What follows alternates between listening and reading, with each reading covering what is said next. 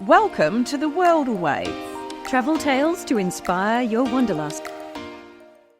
Hi, everyone. Welcome back to The World Awaits. If you are new to our travel podcast, I'm Belle Jackson, and I'm here with my co-host, Kirstie Bedford. So we hope you've had a great week. What have you been up to, Kirstie? So as this goes to air, I will be at the International Media Marketplace in Sydney, which is the biggest event on the calendar for travel writers to meet PRs and members of the travel industry. So we have a conference day and then we do sort of a speed dating scenario. And the reason this is of relevance and interest to you as a travel avid traveller is because we come back with a bunch of great story ideas and great learnings about what's happening within the industry, which we can then pass on to you. So for us, this is just generally obviously a really good way to see colleagues face to face and, like I said, get new insights and learnings about what's happening in the industry. So so what about you, Belle? Oh, I'm having FOMO because I'm missing out on IMM, but it is so cool to see, because this is actually a really solitary occupation, you know. Like I'm like a social Labrador. I'm shocking, but I do spend long time periods at home, and then when I go to IMM, it just see everybody from all over Australia and internationally. Oh gosh, I'm not looking at my Instas. But this week I skipped up to Mellowa in the heart of Victoria's high country to present at the Regional Tourism Board. I was talking about the role of travel journalism, which is interesting, and we're talking about trends and things that we talk about here all the time, like wild swimming and public nudity cropped up, because I think that's always a bit of a seller, and who doesn't like to make a crowd laugh as well, and who doesn't like to talk about themselves too. But I'm also celebrating my cover story with the Sydney Morning Herald and The Age newspapers last weekend, which was about the changing face of travel in Central Australia. And we talked about it here on the podcast in the past as well, because in years past, people travelled to Uluru by road, taking weeks to discover such icons as Uluru and Kings Canyon. And the road trip is massive. But the flip side of that is you can now just do it in a weekend. So jump a Jetstar flight to Ayers Rock Airport for a weekend of desert, and then you're back in time for work on Monday morning. Yeah, and what a remarkable experience that is. I mean, I was so fortunate to stay at Longitude 131 and do a story about the region then, and that was actually right before COVID hit, and gosh, that was just such an incredible experience. I don't think you can really explain the emotive feeling of being there, and that's such a powerful place until you do it. Well, for today's episode, we're actually launching a new segment called The Hot Take, where we are going to thrash out a travel issue. So it might be a hot trend, something that's topical or something concerning, but we are just going to take some of the many topics that are of interest to travellers, and we sort of felt like they needed their own space. So we thought we'd just have a chat about them. So we do hope you like it.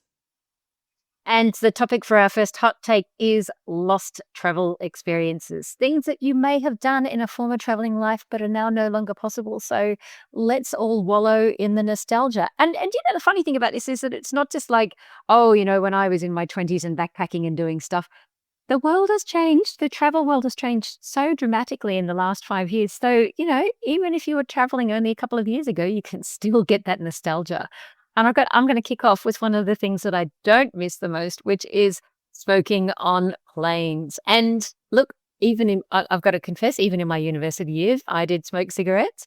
I have vivid memories as a kid in regional Queensland, sitting with my dad, who was a very, very heavy smoker. And he would chuff all the way down to Tasmania to see family. And these were tiny, tiny planes. And actually, in hindsight, Kirstie, I think he might have been a nervous flyer. Because actually, I didn't even think about it until I was thinking about this script. Yeah, but that could have been the issue. Good point. Well, I mustn't be as old as you. Oh, because I don't remember smoking in planes. But actually, clearly, there was smoking in planes on my first international flight, because I was only 6 when I boarded my very first international flight to Hawaii. And but yeah, I just don't remember it. And obviously, as a very young child, the excitement just overrode the smoking. Also, my dad was also a smoker as well, so probably it wasn't something that was shocking or surprising to me. And I also hate to admit that I was also a smoker. And back in the journo days, when I worked in newsrooms, radio newsrooms, the only break we got was to have a fag. So we would all go down to the the garage, the car park underneath the building, and to have a cigarette because that was the only break you got. And then so it was, yes, I'm actually a terrible reform smoker now because I now hate the smell of smoking. But yes, smoking was actually officially banned on all Australian domestic flights in 1987. So so admittedly, yes, I obviously back then in 1987 I was well over 6 years old. And Australia was the first country to implement such a ban. So the restriction was later extended to international flights operated by Australian carriers, and that was not until 1996, although smoking was prohibited within Australian airspace on international flights as early as 1990. That's so interesting, isn't it? Yeah, absolutely. I mean, incredibly, the first country to ban in-flight smoking, amazing. Probably because of my dad. He was shocking. He was absolutely shocking. But I remember my first international flight. I did it much later than you. Was to the US, and by then you could still smoke, but only in the last few rows of the plane. And I remember this couple. They were ordering cocktails, they were smoking, and they were dancing. They literally danced the whole way to LA. And I just thought, oh, how glamorous they are with their cigarettes and their cocktails, and also there was a really, really good-looking guy. It's funny how this is burned in my mind. There was a really, really good-looking guy in one of those last rows where you could smoke, and there was an empty seat beside him. The whole flight, women would just sit there going, oh, hi, and start flirting with him, and then they'd be smoking cigarettes. And in hindsight, again, I think, oh, that poor bugger, he has just done however many, like 13 hours or something insane with women, A, trying to chat him up, and B, smoking all over him. Like, that's right. Yeah, but interestingly, like we were saying, like everyone loved it back then. It wasn't a big deal. Like I remember going into job interviews. I have friends who were saying they used to go into job interviews in the UK and they would sit there and that they would have to share a cigarette with the person that was interviewing them. That had happened to me, but No. Although I did do quite a few job interviews in pubs, like literally in Ireland. Like it's in journo interviews. Yeah, we'll go down the pub and have a chat. Okay, all right, let's do that. Contract written on the back of a bar mat. Well, they talk about the golden age of travel, but was it actually that golden? So flights actually did cost more. Really? Flights cost more? I don't know about that. Per earnings, definitely. US per earnings, yeah. And they also were smelling bad. But on a positive note about travel experiences, we've come such a long way when it comes to, this is something really close to my heart, so wildlife care and conservation. But there are still some people who just don't get it. So I was actually in a cafe the other day and I heard a woman I was just picking up coffee and I heard a woman who was bragging to her friend about, this incredible, sounded like a great holiday they'd had in Thailand with their family, but they were talking about how they were riding elephants. And I just wanted to turn around and scream to her, what the hell? Like, what? Like, no, why? And you've obviously shared this all over socials if you've done this. And, I just thought now in, 2026, are we really still at the point where people think it's okay to ride elephants? So I just found that really deeply concerning and disappointing. Yeah, absolutely. I mean, I'd be interested to see what people are saying on socials. I mean, I've ridden elephants a few times. Again, this is just going to be a confessional of all of the crap things we've done traveling in our former lives before we were enlightened. I have ridden elephants a few times, but I do remember a turning point. I was in Jaipur in India quite a few years ago now, seeing elephants carrying people up the long ramp to the Amber Fort. And even then, it was notorious for having some pretty vicious control techniques. It was also super hot. No water in sight. There was no shade. The elephants were just standing waiting for tourists to come and use them. And the company I was with, which was Abercrombie and Kent, which is a high-end provider, said, look, even a decade ago, the guide said to me, no, we're not booking Ellie rides for guests because we can't guarantee that the animals are being treated well enough. And I remember thinking, they're even saying to their high-end clientele with all of the money going, no, not doing it. You're going to have to walk. Just like, get on your 2 feet or don't have the experience. I thought that was quite fascinating. Yeah. Well, I've ridden a camel, not an elephant, but I have fed elephants, but I am glad I haven't ridden one. But look, I was interviewing Neil Rogers just the other day from Adventure World, and he's long been an advocate, a really strong advocate for wildlife conservation and protection.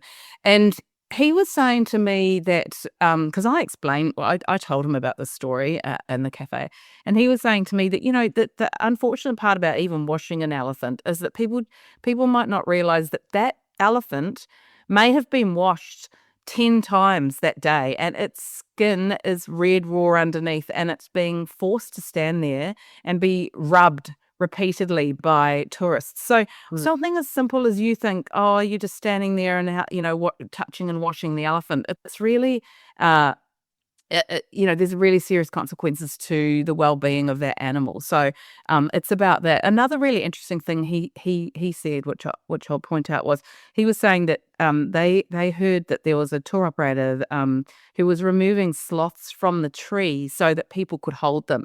And he said the minute they heard that, they just stopped using them. So they've got a really hardline policy, which is incredible, and it really has a flow-on impact, because once people realize that they're not going to get the business from these major tourism operators, if they businesses, if they continue to do things like pulling sloths off trees so that people can hold them. Wow, we've done that with koalas for so many years. I noticed just as recently as last month, the Mason Elephant Safari Park in Ubud in Bali has now finally stopped rides on its elephants. I thought this was a really interesting story because the owner, Nigel Mason, who's a British Australian, years ago rescued all of these Sumatran elephants that were from abandoned logging camps. So when the logging camps were closed, the elephants were just let loose, or I think that there were even some that just weren't even unchained from the parks. So he went in, built these giant rafts and literally sailed them back to Bali. He made a film about it. It was actually incredibly emotional that they were giving these elephants somewhere to live, because there was all of this human animal conflict, because of course the elephants are hungry. They're going into villages, vegetable their vegetable gardens, and they're subsistent farmers and stuff like that. So they were starting this conflict between animals and humans. So he founded this elephant park, and one of the ways that he could fund the park, he told me, was, he built accommodation in these lush parks and to pay for it all, to try to earn money to feed the elephants, because they do consume an enormous amount of food, of course. So he had rides and washing elephants in there. So they are all so they've stopped all of that interaction and just talking about it being a much more natural experience. And even though they've discontinued the elephant rides, you can still stay at the elephant park and experience its conservation and ethical animal practices. And you can see that at mansonelephantLodge.com, and we will put links in the show notes too. Another one, like Belle, you sort of touched on earlier, which was koalas, visiting koalas. So in the Koala Conservation Hospital in Port Macquarie, the whole cuddle a koala thing's now off the menu as well. And because we realise that the koalas don't actually like being cuddled. I'm sure by discussing sexually transmitted diseases or whatever it is the koalas have that you think that would have put a lot of people off, but apparently not. So, and they need to sleep like 22 hours a day, so that's why that's happened. What is that disease that koalas? Chlamydia, darling. It's chlamydia. I always notice people overseas when they go like, koalas, they're so cute, and I'm like, they're riddled with chlamydia, and they're like, and you've got their little bottom. Yeah. So I actually, the very first time my husband, who was my boyfriend then, our first trip together as a couple when we were very young was to come to Burleigh Heads, and we're from New Zealand. It was actually cheaper to travel to Australia than it was to travel around New Zealand at the time, and because flights internally is so expensive. They still are in New Zealand, unfortunately, because of the monopoly of Air New Zealand. But so we came to Australia, and I did cuddle a koala when we were in Australia, because back then, it was the thing. It was the main thing we wanted to do: come and see wallabies and kangaroos and koalas. And do you know what? I've lived in Australia for more than 20 years, and I still do not tire of seeing a wallaby. And at Phillip Island, which our regular listeners would know that I consistently rant on about because it's my happy place. There are wallabies everywhere down there, and every time I see one, even though I'm consistently on hikes down there seeing them, every time I have the same reaction. I'm like a little kid seeing it for the first time, and I just love it. So So anyway, so wildlife experiences aren't off the cards. You can still have ethical experiences, but just make sure you do your research. So, and think about the sorts of people that you're traveling with. So, for example, people like Intrepid and Adventure World and Abercrombie and Kent, as Belle mentioned earlier, they all have really responsible experiences all over the world. But it's just important to do your research. Other experiences that are now lost are not moving on from animals are about monuments around the world. So there's some experiences that some people have had, like climbing Uluru. Although I've got to say, every time I put this on my socials, I still get somebody saying it's Australian land and it's my right to climb it, and it's called Ayers Rock. Look, I'm going to make a stand on this and just set the record straight legally, because it's actually not your land. It was handed back to the Anangu 40 years ago. And we don't climb cathedrals and dump rubbish or wee on them either. So the climb up over Uluru was closed permanently in October 2019. It's now a $10,000 fine if you do climb it. And I was there just recently, they've taken down the chains and the poles that were dug into the rock to help people get up there, because people were still trying to climb up it when that infrastructure was in place. The rust it's actually left a trail of rust down the side of Uluru, and it's called the Scar. And the Indigenous people that live around Uluru have asked that people don't photograph it. So, look, I've interviewed rangers who've been up there to do rescues. There've been at least 37 people have died. At least 37 people have died on Uluru. That's the official figure. And the rangers told me the amount of poo, nappy wipes, rubbish up there was always shocking. So that's another one to put into the let's not do that bucket. And I know it's not quite in the same league, but I mean, it is a tomb instead of a temple. The climbing the pyramids was banned in the 1980s, although let me tell you, any day that you do go to the pyramids, you will see people trying to sneak a selfie, like they just sort of edging themselves up onto the bottom row of the stones, pretending that they're halfway at the top. The tourism police aren't always so quick. They're like having a fag and a cup of tea and looking at the pretty Russian girls. But look, these buildings are 4,500 years old.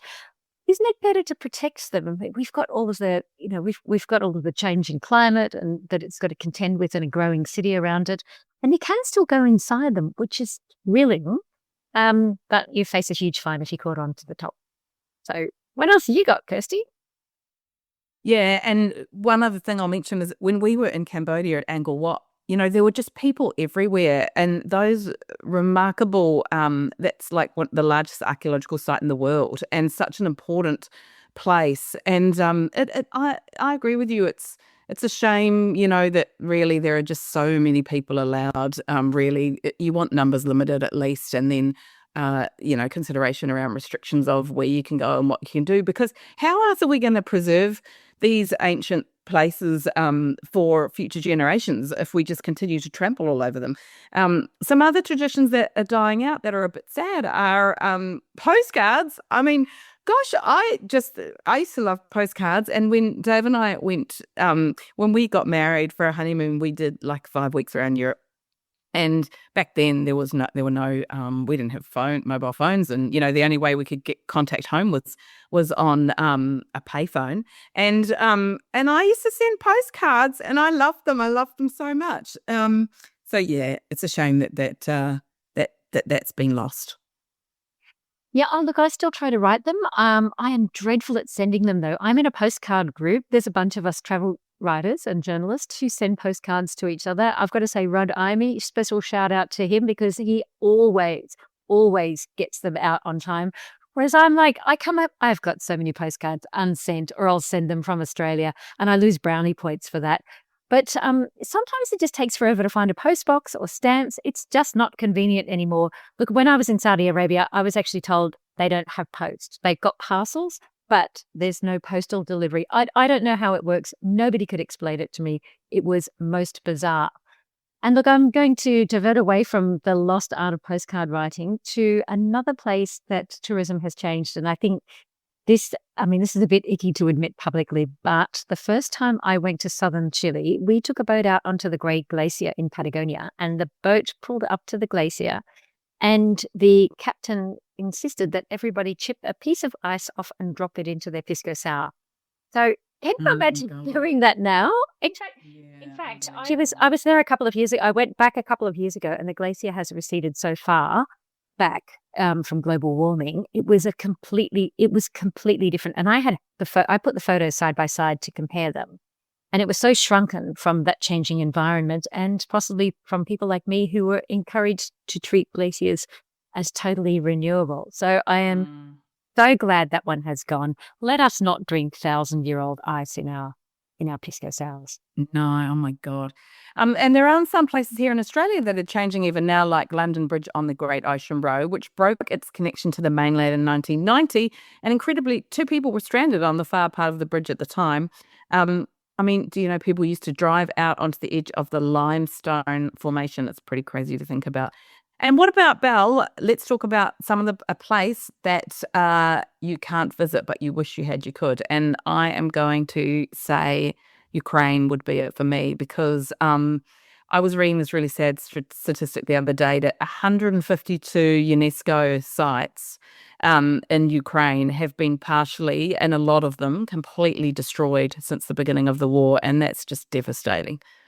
Oh my goodness, that is amazing. I mean, I backpacked around Ukraine. I was hiking in the mountains there and spent about a month, about 3 weeks, a month hiking through Ukraine. And it's such a beautiful country and so diverse. But already, I mean, there was always those historical schisms. But yeah, that is a devastating statistic to have. I mean, look, I harbor a lot of regret about a lot of places. I'm supposed to let it go and not hang on to it. But Syria, it breaks my heart. When I was living in Egypt, I always thought it would be like there, kind of like New Zealand to Australia, I did not think it'd be destroyed by war. And I'm always, always glad that I visited Palestine when I did. I went on this incredible walking tour before COVID with Australian tour company Crooked Compass. And it was incredible. The tour after hours was fully booked, but on my trip, there was just one other woman, Judy. Hi, Judy. We're still in touch. Love Judy. And there was just the 2 of us and our guide, Anwar, and we walked the Masr el-Ibrahim, which is the Abraham's Way, through the desert canyons and olive groves, into these incredible Coptic monasteries, and finally, we walked into the city of Bethlehem. And it was just magical. And it gave me a far deeper understanding of the political situation between Palestine and Israel. And I will always treasure it because, I mean, that for the meantime is completely lost. And it's just heartbreaking, the amount of distraction of people and society, but also the cultural, historical sites that you see throughout the country. Thanks so much for tuning into our hot take. We'd love to hear your thoughts. Drop us a line on our socials. Search for @The World Awaits podcast on Facebook or Instagram, and share your lost travel experiences with us. They can be good or bad. We would love to hear them, and we'll read them out next time.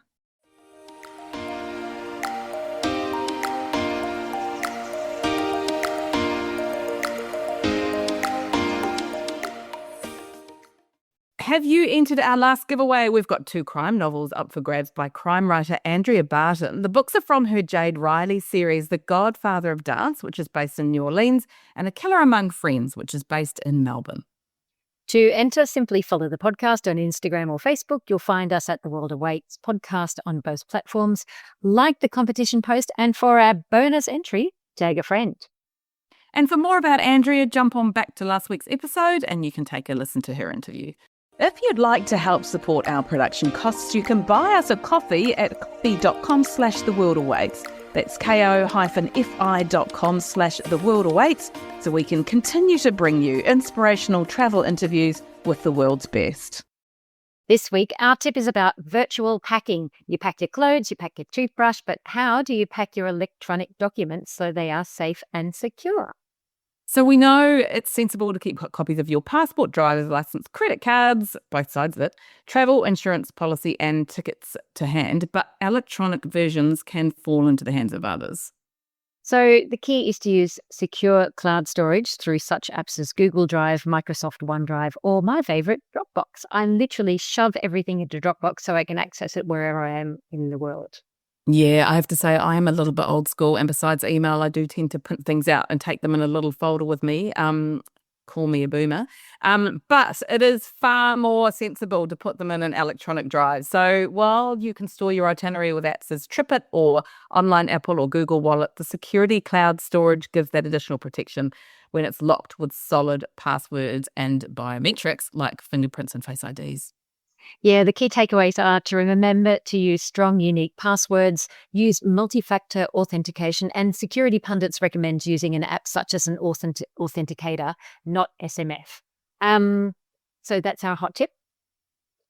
And if you don't have Wi-Fi or don't like jumping onto the hotel or airport Wi-Fi services, you can select the documents to be available offline.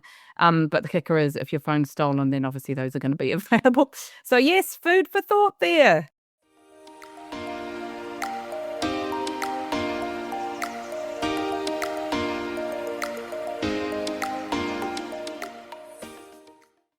Next week, I'm chatting to Deita and Yael of the Hotel History podcast, who cover off all the sordid and scandalous details of famous hotels. Oh, I cannot wait for that one. And we'd love it if you followed us on socials. Look for us on Instagram, Facebook, or LinkedIn. Just search for The World Awaits podcast and feel free to drop us a line at hello@theworldawaits.au and give us your hot take on lost travel experiences. And if you're enjoying this episode, please give us a rating or a review. That's a wrap for The World Awaits this week. Click to subscribe anywhere you listen to your favourite pods. Thanks for listening. See you next week.